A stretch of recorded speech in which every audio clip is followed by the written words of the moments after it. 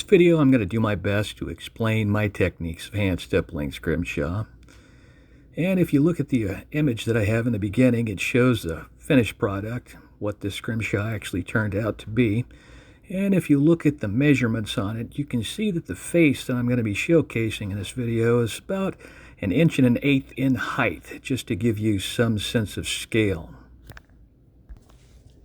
This project was completed almost 4 years ago now, and the recording was recorded using a real cheap USB microscope from Amazon. Not good for working in real time, but it is pretty good for capturing video. Another thing I'll mention is at the viewing angle that the microscope is set at, it looks like the Scribe is laid down quite a bit further than it is. The angle I'm currently working at in this video is about 45 degrees from the surface of the material. And we'll go over why I lay down the angle or change the angle as I'm working a little bit later. Another thing I should mention is that when I work off of the reflection. In other words, when the light's shining on the piece, I see the light shining directly in my face off of the surface of the material. And that's how I can see where I'm actually poking and where I'm not. And fortunately, because of the angle of the microscope of the camera, you can't actually see what I see as I'm working. But I think you can kind of understand the concept of it. Hope you can anyway. Now, the reason that Scribe is laid down to a 45-degree angle as I'm working is because a lot of these values I'm putting on for this final pass, or laying in for this final pass, are real soft values. And with the Scribe angle laid down on 45 degrees, when I poke the surface of the material, the Scribe doesn't want to dig in and bite so hard. If I pull the Scribe up to more of, let's say, an 80-degree or even 90-degree angle, as I poke it, the tip of that Scribe or the point wants to dig and really poke deeper holes inside of it. So the reason I lay the Scribe over on an angle like that is to help me to not poke it so hard and get in those softer values.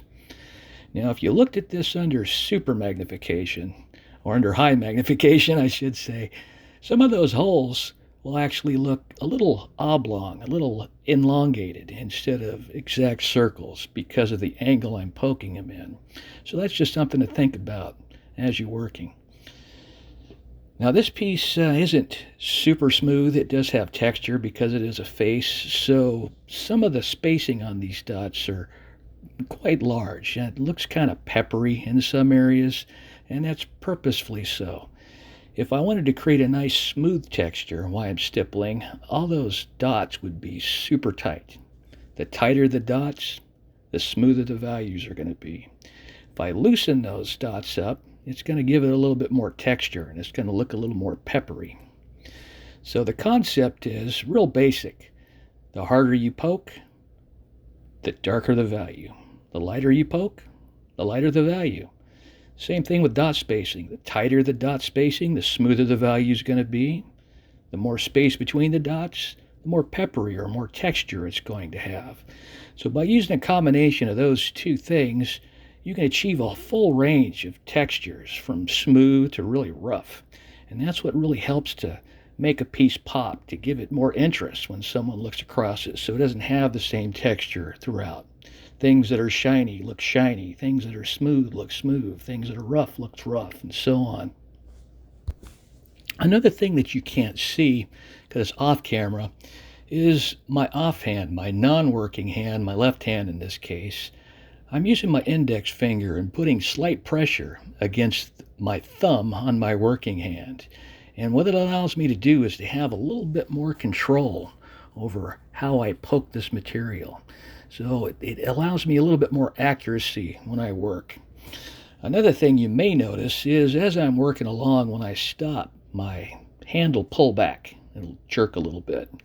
Now, that's not a particular technique. That's just an artifact of me tattooing. I used to be a tattoo artist, and when you're not tattooing, when you're not throwing ink in, you want to make sure that needle's not in the skin. So I've built up muscle memory that causes me to jerk out when I stop working.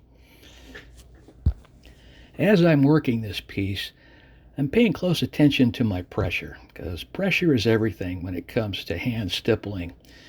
I want to make sure that my pressure is consistent. And that's just a matter of muscle memory. It takes a little bit of practice and a little bit of time to develop that muscle memory to be able to hit the material at the same pressure over and over and over again. And one thing that really helps with that is making sure that you shorten the stroke that you use when you're poking your holes inside there. If you pay attention, you see that I'm just barely moving that point of that scribe off that material as I move along. So the shorter the stroke, the more accuracy that I'm going to have as I move across it when I work. The amount of pressure that is required is going to change depending on the material type that you work also, with harder materials requiring you to apply harder pressure to get the values that you want, and vice versa.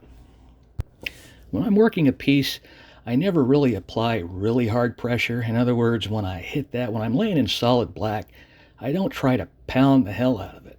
I'm just trying to get nice, solid, real tight dots across there. And it usually takes me 2 passes to get solid black in. I'll do 1 pass, ink it, and then I'll go back in at any holes that are left over, any spots that don't have little ink deposits in. I'll go ahead and I'll poke over those and I'll ink it again until finally everything blackens up and darkens up the way I want.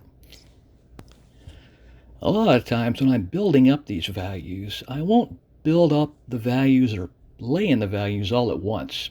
I'll lay in a darker value and then I'll go back in and start to lighten it up as I go. So I'll make several passes across it and I'll start to build up value.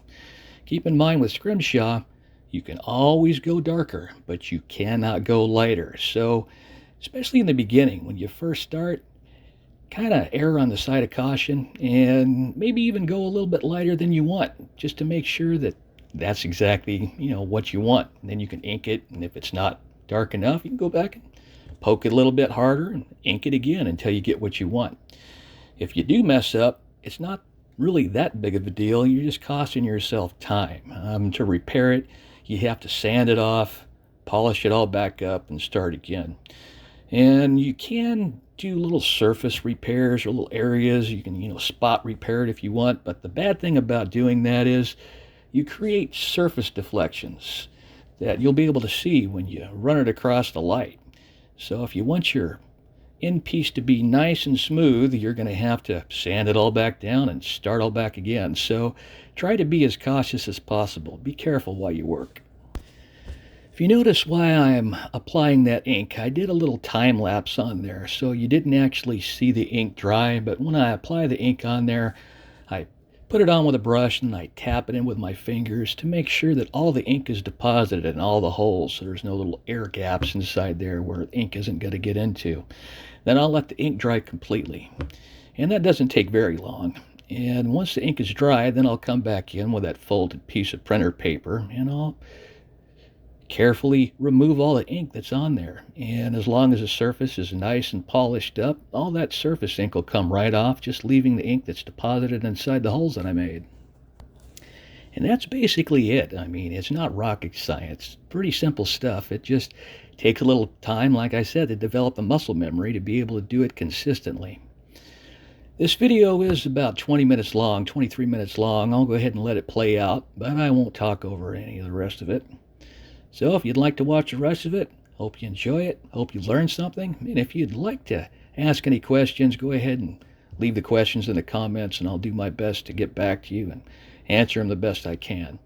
In the future, I do plan on putting out another video going over exactly how to lay in black, exactly how to achieve gradients, exactly how to build up values and all that stuff. So you'll be able to see it firsthand and see it actually happen as it's happening. As always, I wish you all the best luck, and I hope the Scrimshaw gods will smile upon your work.